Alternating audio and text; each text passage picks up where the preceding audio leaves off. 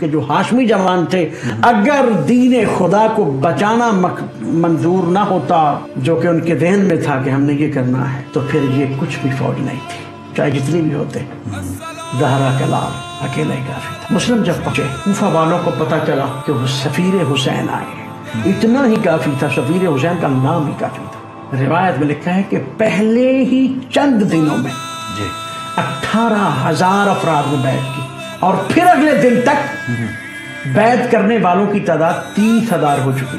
30,000 بیعت کرنے کا مطلب ہے 50,000 سے زیادہ لوگ, کیونکہ ایک گھر سے ایک بندہ بیعت کرے تو گھر سے پورا اس کے ساتھ, ایک قبیلے سے چند بندے تو پورا قبیلہ ان کے ساتھ, تو 30,000 اگر بیعت کرے تو لوگ تو زیادہ ساتھ.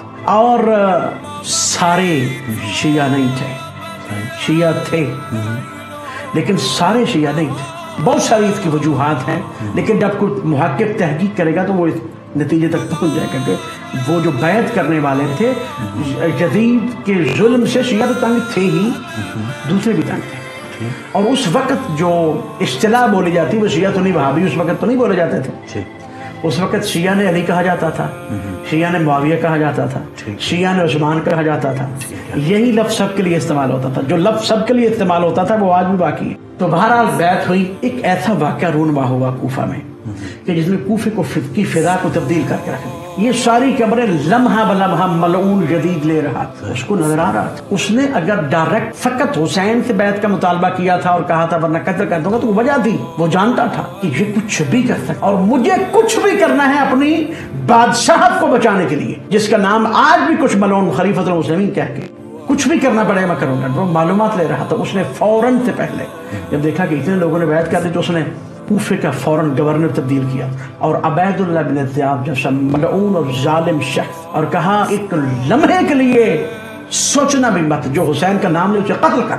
سخت آرڈر تھا, بھیج دیا. اور ایک یہ واقعہ سیرت نے دونوں کتابوں میں لکھا ہے کہ جب ابن زیاد ملعون خدا لعنت کرے اس پر کوفہ میں داخل ہو رہا تھا تو بڑی تعداد میں کوفے والے یہ سمجھ کر اکٹھے ہوئے کہ شاید حسین ابن علی آ گئے, اور بہت بڑا اجتماع ہوا کہ شاید حسین ابن علی, اور لوگ سمجھ رہے تھے کیونکہ اس نے نقاب اوڑھ رکھا تھا. جب ملعون نزدیک آیا, اس سے پہلے کہ نقاب اتارتا, نقاب اتارنے سے پہلے کسی نے صدا بلند کر کہا ارے یہ تو عبید اللہ بن زیاد ہے, یہ تو حسین ابن علی نہیں ہے. اس کے ساتھ نقاب اتارا اور کوشش کرنے لگے کہ ہو نہ ہو میں آقا و مولا تک پہنچوں اور ان کو روکوں کہ کوفے مت آ, مولا مجھے معاف کرنا, میں آپ کو خط لکھ چکا ہوں. جب بیعت لوگوں نے کی تو خط لکھ دیا کہ مولا آ جائیں, حالات سازگار ہیں. لیکن جب ایک لمحے میں حالات بدل گئے, ایک دن میں ایک نماز کے ساتھ ہی حالات بدل گئے, تو کوشش کرنے لگے کسی نہ کسی طرح میں کوفے سے نکل گیا. لیکن بتایا گیا کوفے کے سارے دروازے بند ہو چکے. اس ملعون نے آتے ہی کہہ دیا کہ سفیر حسین بچ کے جانے نہ پائے. کوفے کے سارے دروازے بند ہو چکے. بڑی کوشش کی نکلنے کی, لیکن نہیں نکل سکے. چند لوگ جن کا کردار موجود ہے سفیر حسین علیہ السلام کے ساتھ, ان کا نام آج بھی موجود ہے. جب آپ کوفہ میں جاتے ہیں تو ایک طرف مسلم کا روضہ ہے, ایک طرف عامر بن عروہ 90 سال کا ضعیف, اور کہا یہ کیسے ہو سکتا ہے سفیر حسین ہو اور اس کے بعد گھر نہ ہو. جب سارے چھوڑ گئے تو ہانی بن عروہ نے اپنے گھر میں رکھا. جی کسی نے بتا دیا کہ وہاں پہ موجود ہیں. ہانی کو بلایا گیا, کہا کہ مجھے ہمارے حوالے کر دو. جی تو 90 سال کے ضعیف شخص نے کہا جب تک میری جان میں جان ہے میں مسلم کو تیرے حوالے نہیں کروں گا. کوڑے مارنے کا حکم دیا, پھر ان کو شہید کر دیا, پھر اس کے غلام کو شہید کر دیا, پھر مسلم کو پکڑا. ایک جو پوائنٹ میں یہاں پہ عرض کرنا چاہتا ہوں, شہادت پوری میں شاید نہ پڑھ پاؤں. جب گرفتار کرنے کے لیے فوجیں آئیں تو تقریباً 3,000 کا لشکر ایک ہاشمی جوان کو گرفتار کرنے کے لیے آیا. اور جب جنگ شروع ہوئی, سفیر حسین نے آگے سے جنگ شروع کی, تو جو ابن زیاد ملعون کی طرف سے لشکر لے کے آیا تھا وہ تھا محمد ابن اشد کندی, جودہ بنت اشد کندی کا بھائی, جس نے امام حسن علیہ السلام کو زہر دی تھی, اس کا بھائی. اور یہ اس کا باپ ملعون بھی ہمیشہ مولا امیر کے ساتھ رہ کے منافق رہا. تو اس نے فوراً ایک سے زیادہ مرتبہ فوراً پیچھے پیغام بھیجا, فوج اور زیادہ بھیجو, فوج اور. ابن زیاد خود آیا, اس نے کہا کہ اتنی فوج تمہارے پاس میں بھیج چکا ہوں, تم سے ایک جوان گرفتار نہیں ہو رہا.